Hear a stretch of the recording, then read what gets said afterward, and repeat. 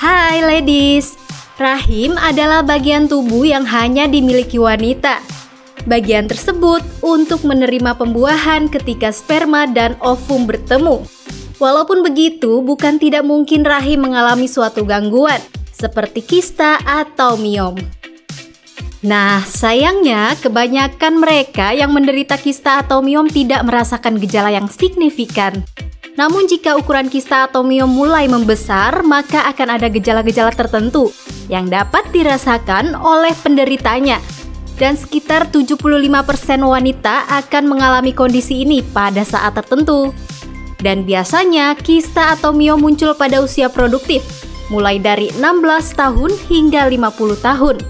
Ya, pemirsa Hidup Sehat masih kembali bersama saya Dr. Tika Asya, dan kali ini kita akan membahas satu topik seperti yang sudah dibahas di VT tadi, yaitu tentang tumor-tumor jinak yang sering terjadi pada organ reproduksi wanita, yaitu miom dan kista. Tapi masih banyak nih mungkin pemirsa Hidup Sehat TV One yang belum tahu tentang gejalanya atau perbedaannya seperti apa. Oleh karena itu kita sudah kedatangan narasumber kita, Dr. Muhammad Yusuf, spesialis OB/GYN. Halo dokter. Halo dok, apa kabar? Oke. Ya, Dokter Haikal, Dokter Tika. Dokter, ini kita tadi sudah lihat ya satu liputan tentang mioma dan kista. Kita langsung menuju fakta atau mitos yang pertama nih dok. Wanita rentan mengidap penyakit miom dan kista. Fakta atau mitos? Fakta. Oke. Bagaimana dok? Kenapa dok? Kenapa? Karena perempuan itu kan memiliki organ rahim dan organ indung telur. Di mana kondisi miom dan kista ini memang paling banyak pada kondisi organ ini gitu. Nggak mungkin laki-laki memiliki organ rahim dan indung telur gitu. Jadi itu faktanya. Oke, baik. Nah, dok, seberapa rentankah wanita akan mengidap penyakit miom dan kista ini, dok? Kalau misalkan kita lihat dari populasi itu, kita lihat dari penelitian ya, itu hampir 77% sampai 80% in a lifetime. Setiap perempuan punya potensi untuk mengidap kista atau mengidap mioma uteri tadi. Tapi nanti kita akan bahas tuh, kista yang seperti apa atau miom yang seperti apa gitu. Kenapa? Karena terkait dengan masalah kista tadi, itu terkait dengan siklus menstruasi. Siklus menstruasi gitu. Jadi makanya saya bilang angkanya itu relatif agak besar, sekitar 77 sampai 80%. Jadi artinya cukup rentan, dok ya? Cukup rentan. Ya. Dok, tapi ini juga banyak masyarakat yang kadang mempersepsikan sama. Nah, sebetulnya fakta atau mitos kalau penyakit miom dan kista adalah dua penyakit yang berbeda? Fakta bahwa kista dan miom itu adalah dua entitas penyakit yang berbeda. Kalau misalkan miom itu ada di rahim, kalau misalkan kista itu ada di indung telur. Mekanisme terjadinya juga berbeda. Jadi miom ini adalah pertumbuhan sel yang berlebihan pada otot dinding rahim. Ya. Jadi kalau misalkan kita lihat, miom itu terjadi karena hypergrowth, pertumbuhan dari sel-sel otot polos dan fibroblast yang ada dari lapisan miometrium. Ingat, rahim itu memiliki 3 lapisan. Pertama, lapisan endometrium yang paling dalam, yang akan meluruh ketika menstruasi. Yang di tengah itu adalah lapisan otot. Sementara lapisan luar atau kita sebut lapisan serosa. Nah, miom ini muncul dari sel-sel yang ada di daerah lapisan otot tadi. Sedangkan kalau kista, sementara kalau isi cairan. Kalau kista itu adalah penimbunan cairan, penimbunan cairan yang terjadi di lapisan permukaan indung telur. Nah, setiap bulan dia bertambah sehingga terjadilah kista yang membesar. Jadi nah, memang itu yang saya sebutkan. Di satu sisi, kista juga pada indung telur itu diakibatkan ada pembesaran dari sel telur itu sendiri setiap bulan. Makanya ada kita bilang kista fungsional. Ketika perempuan datang ke dokter kandungan, diperiksa, terdapat kista 2-3 cm, kita katakan kista. Tapi apakah itu berbahaya? Tentu tidak, karena itu terkait dengan siklus menstruasi. Maka kita sampaikan itu adalah kista fungsional. Jadi memang mulai dari mekanisme terjadinya dan juga letaknya itu membedakan miom dan kista itu sendiri. Nah, ini ada fakta atau mitos berikutnya, dok. Miom lebih berbahaya dibandingkan kista. Fakta atau mitos? Mitos. Oke, bagaimana dok penjelasannya? Miom itu adalah tumor jinak. Jadi non-cancerous monoclonal tumor, ya, yang terjadi dari yang terdapat di lapisan otot rahim. Biasanya jinak. Sangat-sangat jarang miom ini akan berkembang menjadi cancer. Sementara kista itu macam-macam. Ada kista normal, ada kista yang abnormal. Kista abnormal tadi ini macam-macam juga. Ada kista abnormal yang hanya berpotensi jinak, atau kista abnormal yang nantinya akan berkembang menjadi cancer. Nah, ketika kista yang bersifat ganas ini tadi berkembang, maka dia akan punya potensi untuk menyebar ke semua organ yang ada di dalam perut. Itu makanya saya katakan bahwa apakah miom lebih berbahaya daripada kista? Belum tentu. Karena kalau misalkan kistanya adalah kista ganas, itu jauh lebih berbahaya daripada miom. Karena sangat kecil sekali miom berpotensi menjadi ganas. Oke. Dok, ini kan miom dia ada di rahim, kista ada di hidung telur. Nah, fakta atau mitos kalau miom dan kista memiliki gejala yang sama? Ya, bisa fakta, juga bisa mitos. Kalau misalkan ukuran miom tadi besar atau ukuran kista besar, mungkin gejala yang muncul adalah keluhan nyeri perut atau perutnya terasa begah, terasa penuh dalam perut. Tetapi kalau pada kista, ya, itu tidak memicu terjadinya perdarahan masif.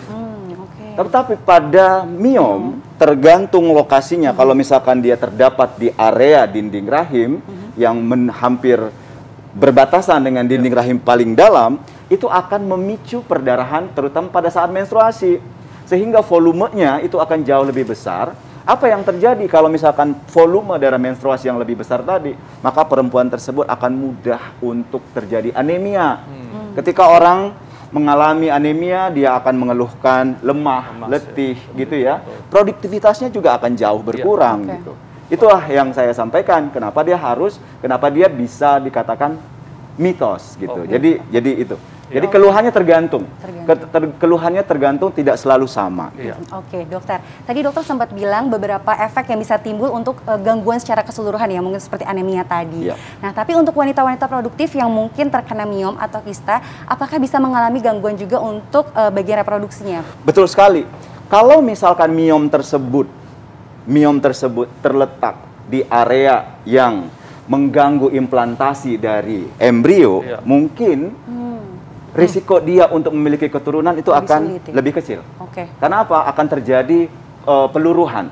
Ketika terjadi pertemuan antara sel sperma dengan sel telur, kemudian diimplantasi di rongga endometrium, akibat adanya miom, ini nggak nempel, perekatnya kurang.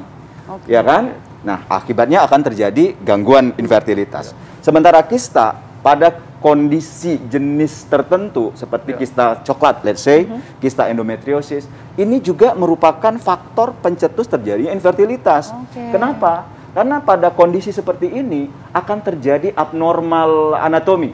Jadi akan membuat sistem anatomi itu menjadi tidak normal kembali gitu.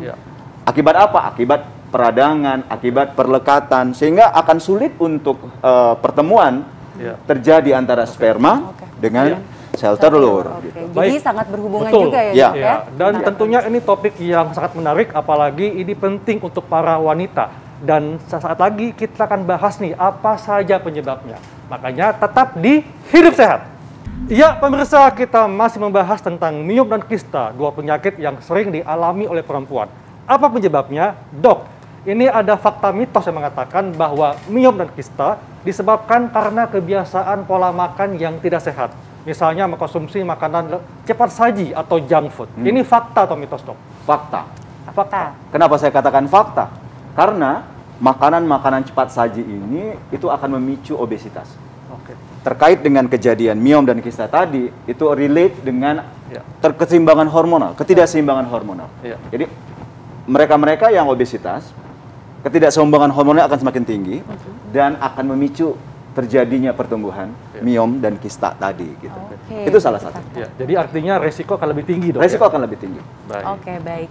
Nah, Dok, mungkin ini sudah ada beberapa pemirsa Hidup Sehat Telepon juga yang mengalaminya. Mungkin bisa juga diberikan tips untuk pencegahan nih, Dok, agar tidak terkena miom dan kista. Ya.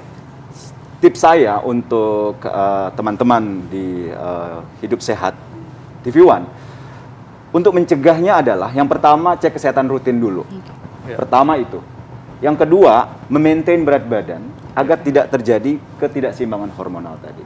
Nah, yang ketiga, ketika memiliki keluhan perut membesar atau haid yang terlampau banyak, pastikan Anda pergi ke dokter untuk memeriksakan apa yang menjadi penyebab itu semua gitu. Itu mungkin. Itu sebenarnya tiga hal simpel tapi yang bisa dilakukan untuk mencegah miom dan kista. Tapi jika untuk pemirsa yang mungkin sudah terkena nih dok, apa yang bisa kita lakukan? Tergantung kasusnya. Kalau misalkan miom, saya katakan apabila dia tidak memiliki keluhan, biasanya lokasinya ada di lapisan myometrium. Dengan yang tidak memiliki keluhan seperti ini, ya kita observasi saja. Tetapi kalau misalkan dia sudah ada keluhan seperti nyeri perut terasa begah, kemudian volume haid yang banyak, mungkin operasi menjadi pilihan untuk itu. Gitu. Jadi memang check up rutin. Betul. Dan juga sudah ada gejala, langsung hubungi dokter terkait. Dan memang kalau misalnya perlu dioperasi, kita operasi ya dok. Tambah satu lagi, baik. Maintain berat badan. Maintain berat badan itu. Berat badan ideal itu kunci sehat. Itu kunci paling luar biasa untuk tetap kita jaga kesehatan. Ya dok, ini ada pertanyaan dok ya, yang mungkin cukup sering ditanyakan oleh perempuan, wanita. Kalau gangguan haid, apakah ini bisa menjadi indikator dari adanya miom atau kista? Kalau gangguan haid, apakah itu menjadi indikator adanya miom dan kista? Belum tentu juga gitu. Karena gangguan haid itu banyak problem, banyak penyebab gitu ya. Jadi tapi untuk memastikan apakah ada miom di sana atau ada kista di sana, itu memang kita harus lakukan pemeriksaan. Kalau misalkan kita tidak melakukan pemeriksaan, kita tidak akan dapat penentunya gitu. Tidak akan dapat penyebab pastinya apa nih yang menjadikan problem itu gitu. Jadi intinya penting sekali untuk tetap jaga pola hidup sehat dan tentu harus aware dok ya apabila ada gangguan-gangguan pada saat haid dan sebagainya. Baik dok, terima kasih untuk informasinya. Terima kasih banyak dokter. Wah, nggak terasa Tika ya, kita sudah membahas semua hal ini, mulai membahas tentang masalah tulang dan juga masalah miom dan kista. Dan saatnya kami pamit undur diri. Jangan sampai lupa untuk terus menyaksikan Hidup Sehat TV One dari Senin sampai dengan Jumat jam 9 sampai dengan jam 10 pagi. Dan untuk yang tinggalan masih bisa tonton di tv1news.com. Saya Dr. Tika Syah dan Nota Heka. Indonesia Hidup Sehat.